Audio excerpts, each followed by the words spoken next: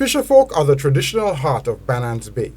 They were there before the St. Lucia Air and Seaports Authority and Global Port Holdings, and some feel that they are being shortchanged by the plans to transform the fishing hamlet into a modern fishing village. But according to St. Lucia Cruise Port executives, fisherfolk are at the heart of their plans for the transformation of Bananes Bay. And there is nothing they want to avoid more than disrupting the traditional livelihoods that make Bananes an authentic St. Lucian experience. So as part of our transformation of the area, what we are seeking to do is to enhance the livelihoods of those persons in that general area, more so with respect to fishers.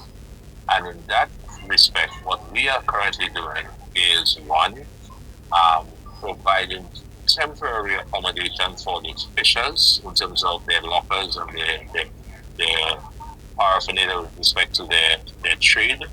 We are providing that temporary accommodation for them during the process of construction. And in that construction component, we are then also providing permanent facilities from which the fishers will operate. The construction of the jetty has already begun. St. Lucia Cruise Ports is aiming to have the new fishing village up and running by the end of 2026. In the meantime, measures are being taken to minimize disruption of the fishing industry.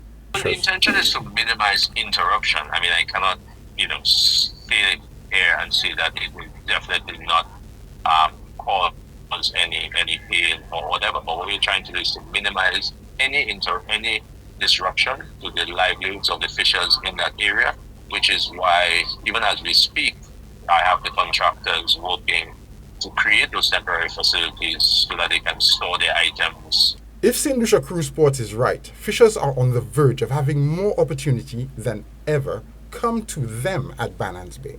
However, the relocation and compensation process seems to be falling victim to politicization and the kind of personal greed that might even lead to corruption.